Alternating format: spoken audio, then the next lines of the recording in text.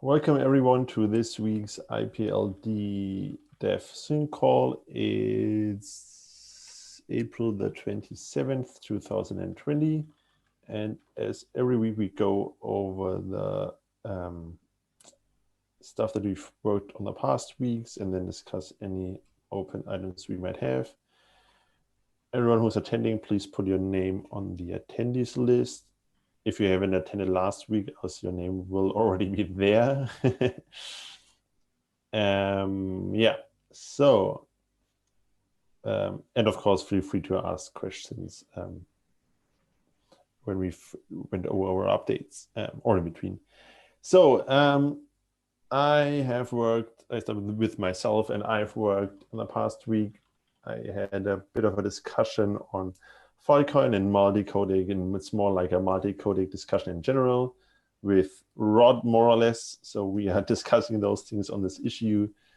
It's still not resolved. I still not sure that we agree or that I agree with other people, but we'll see. And then I did a bit of JS IPLD maintenance stuff. I basically kind of broke the world. So if you did an npm install JS IPFS, your thing didn't work because I did a patch release which contained a broken change, but I wasn't aware of the broken change. So and as if anyone has worked on JS IPFS, there's a huge dependency tree. So it took a few other releases and reverts and patch releases and then major releases. And this basically took a day, but now everything's fine again and we're in a good shape. Also, thanks to Hugo from the IPFS team to basically help me with those things and yeah, get it working again. And then I also spent finally time again on Rust IPLD. Still on the block API. And now I'm currently porting a small tool I used JavaScript to build DAGs from a text file. And it also uses DAG.json. And then I found out, oh, the Rust IPLD DAG.json implementation had some weird error. And then I found the problem and I was like, why is it implemented like this? And then I found, oh, our spec is pretty bad. So you can't really implement DAG.json based on the spec because it's totally unspecified. So I spent time on looking at the spec and see that there's PRs open from August last year. And I tried to push it through. So I'm pretty close. So if I think, Michael, if you approve this PR, then I will just merge it and we will be good. And I have another PR open for even more concrete stuff. And then DAG.json should be fine. And then I will fix the Rust implementation. And probably I would expect also that the JavaScript and perhaps even Go implementation needs to change a few things to be spec compliant. But again, like DAG.json is mostly used for testing. So I don't see a real urge in like being fully spec compliant, but eventually we should. And also in regards to this, I plan to do some test vectors, probably starting with JSON. So basically all implementations could just read in files, encode it, decode it, see if the CID that comes out matches to make sure you are compliant. I think this would be a huge step forward because currently it's really hard for new languages to implement stuff because you need to look at the Go to JavaScript implementation and probably they don't agree and then you pick one and you can't tell if that's according to the spec because there's no spec. So if we have test vectors, I think that will improve the story. So that's the plan. And of course, also finally finishing up this block API, which so far looks good and feels good to code with, but pushing it out. Okay, that was way longer than I thought I would take. So next one is Eric. So I quietly got some more cogen done this week. We've now got lists. That's very exciting. We already had maps and structs. So this is all of the basic recursives now have a cogen. And I also stamped out at long last bytes and floats and bools and all of the other primitives. So this is a lot of stuff. Unions are still missing on some of those other fancy types. So those are still future work. But a lot of the essentials are now in. There's one other major caveat, which doesn't quite prevent this from being used in some cases, but like, it needs to fix soon. The representations nodes for maps and lists do not recurse correctly. As you're stepping through, it will sort of forget that you're stepping over representation nodes, and it will just return you to type level node interface. And so if you're traversing over some structure where those happen to be the same thing, so, then you won't notice that. But if you're doing it over some structure where you've got like, oh, I'm traversing over a map and then I reach a struct and the struct has a string join representation, so it's a string and not a map, then you'll definitely notice because you'll end up getting map and a map when you should have gotten string. So that needs to be done soon. Fixing this in the most obvious way is easy, but I'm taking it a little bit slow and not doing that quite yet because the obvious way involves many additional lines of generated code, and I'm getting to the point where I'm wanting to start trimming that down. So I'm going to look for how to get this done with hopefully as little code as possible. This is easier said than done because I don't know, just starting to balance a lot of different things, like minimizing the amount of code in the templates is totally different than minimizing the amount of code that gets generated. And that in turn sometimes has surprisingly little correlation with how big of assembly and like binary compiled size is generated. So I'm kind of trying to do my best on this as I go, but I might need to like slow way down and backtrack and do some more tooling in order to like get better visibility on this in order to be able to really go forward effectively. So we'll see how that goes. I'm not sure how I'm going to prioritize that either. I might just put that on the table until later and just do the naive thing that has a lot of extra volume of code just to be able to demo the whole thing. We'll see.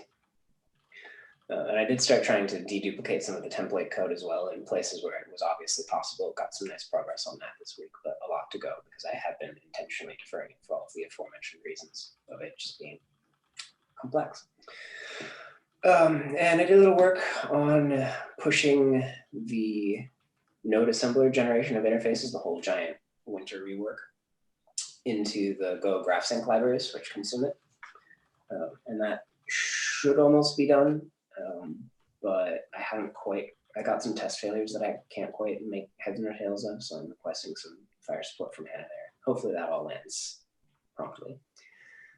Assuming it does, I'll go back to more CodeGen and hopefully have really big demos of that in some other project soon, possibly in the next week or so. It'll be very exciting. No promises, but that's my dream. Finn. And next is Michael. Yeah. So a couple things. Last week I started in on the JS multi-formats refactor stuff. The approach that I ended up having to take was just rewriting all of it. It turned out that rewriting all of it was actually the easiest way to go. If you weren't listening last week, we need to move to a model where we don't ship every codec ever, every base encoding library ever, every hash function ever. You need to be able to pass in the ones that you want support for when you instantiate the block API, essentially. This is for reducing bundle size and just reducing like the code that we ship around in general. All of the different multi-format stuff is so interconnected that it would actually be a lot of work to continue to support them as individual libraries, and also really unnecessary. Like it leads to some pretty bad API patterns. So what I ended up going with was a single library that implements multi-codec, multi-hash, and CID all together, and multi-base, all of them. And so you load that up with all of the implementations that you want for different base encodings and whatnot. And then you can pass that around and get everything you need out of it, including a nice CID API. However, the CID API is going to take like a ton of breaking changes as a result. When you don't have the full table of multi-formats, you just can't support a lot of the things that we used to do. Like you can't do certain detections if something was a multi-base string because you don't know all of the possible prefixes because you only know the ones that were loaded. You can't get the string of the codec because you don't know the string from any codecs. And rather than trying to support these when you have that information, but not when you don't, that would lead to a lot of breaks down the line when people were trying to access those.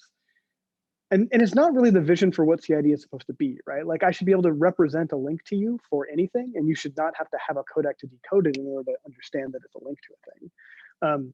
So anyway, this is all going to turn into a lot of changes down the line, but it's a really kind of important and necessary move forward to get out of using all this crazy stuff. Also, the implementation of all of these things is going to be smaller than any of the individual old libraries. So even though they're all combined in one library now, it's actually like not that much code. So yeah, that's where that is. That's on my GitHub. You can check it out if you want. Halfway done. Also, put some more time into DAG. DB got the remotes working. I thought that was going to take 2 days, and it took 10. But it does work now. So you can push and pull like you can in Git. You can push and pull from different databases. There's like an HTTP API for it, for all the detection and everything. You can also do it with local databases for pushing and pulling. And it keeps around the reference to the old states that you can always do like efficient replication back and forth. And one of the really, really cool things about it is that you can also replicate a database to a property rather than merging the entire database in, because it's a DAG, so you can just nest databases indefinitely. So if you want to have a database that's a collection of a bunch of other people's databases, you can add them all as remotes and then plug them into all these different properties, and everything just works. And it does smarter merging as a value, like it does the full database merge rather than just trying to swap out the root ref. So yeah, it's pretty cool. So that's moving along now. I got to work on the indexes next. That's going to be a big fun chunk of work. So that's it for code that I've been writing. Also, we don't have to do it today, but at some point we need to have a discussion about where the boundaries in the IPLD project are. Particularly, what are we not? What are we not going to do?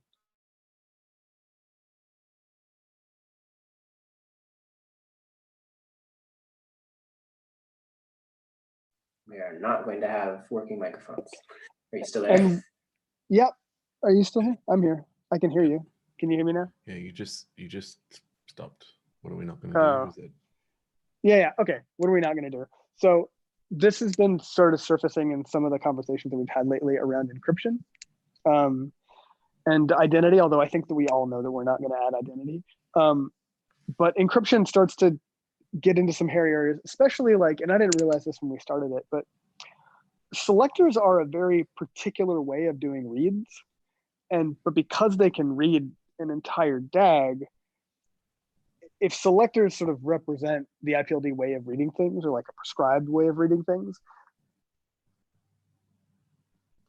like encryption, and figure out how they work with selectors transparently. And I don't think that we anticipated that or thought that that would be a thing that we were doing when we took on the selectors work. So I think even important to our selectors work is to figure out what the boundaries there are as well. So yeah, this is just something to like keep in mind, and we should have the discussion eventually. But I want to figure out what we aren't. And as we take on more ecosystem projects that are like DAGDB that are like using IPLD, that we have a clear understanding that like these are not part of the project, and that this whole kind of area of innovation happens outside of IPLD, and IPLD is just shoring up and solidifying what it does well. If that makes sense. That's all I got. Okay. Next on my list is Rod. So still going on with the multi-codec discussions, as Volker said. That is both extremely frustrating and also very educational at the same time. And it's, wading into things that where we have opinions about how things should be, but not very deep knowledge about how they need to be used. So I think this is a good process for us to go through, but it is frustrating. And yeah, anyway, there's some really interesting context that was posted yesterday that I haven't been able to absorb yet, but it's still on the go. We'll get there somehow. Mostly, other than that, I've been doing Bitcoin stuff. So I've dumped the entire blockchain onto my disk, 2 terabytes worth of binary files, the blocks, coupled with compact JSON form of the block.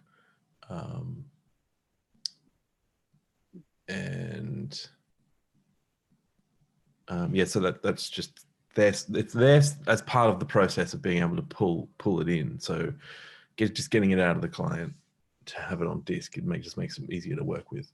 I have a complete block printer working, so I can replicate the exact JSON that the Bitcoin client prints out, which is nice. And which is actually no mean feat, because there's a bunch of stuff in there that is very peculiar about how Bitcoin represents certain fields and pulls them apart into their own little thing. But it's nice to be able to verify that I can take a block and what the Bitcoin client tells me it is, and I can do exactly the same in JavaScript and say, I know exactly what this is and what's in every field.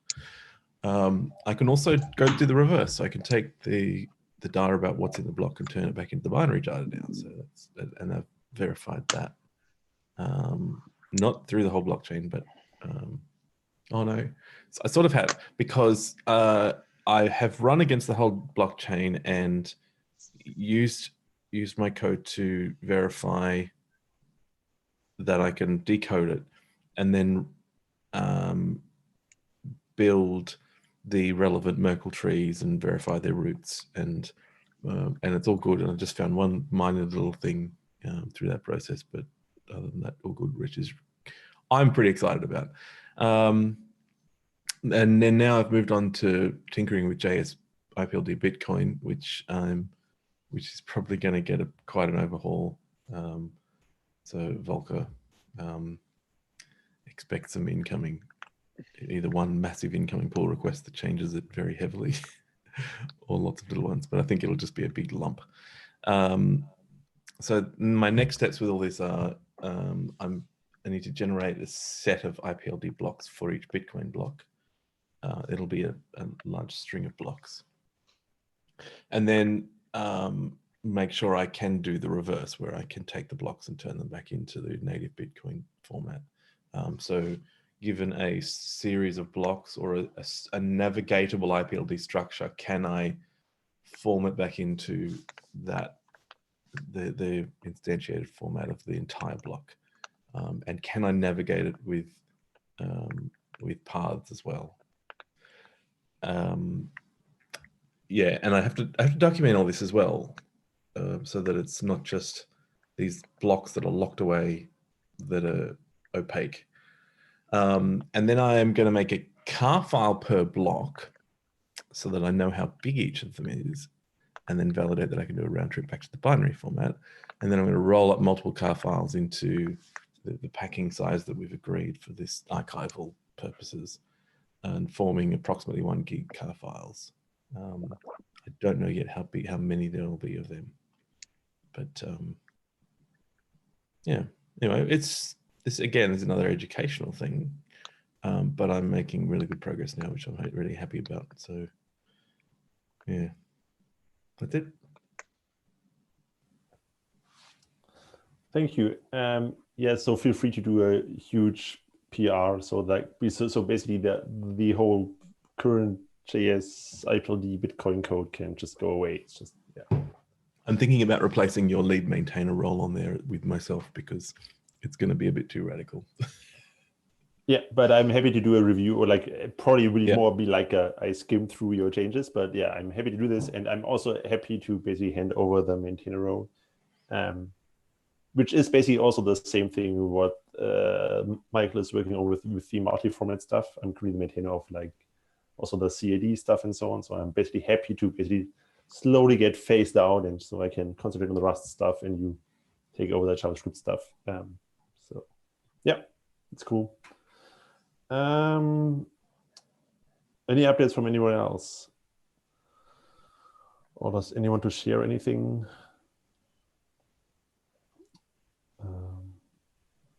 Or any questions or requests or news?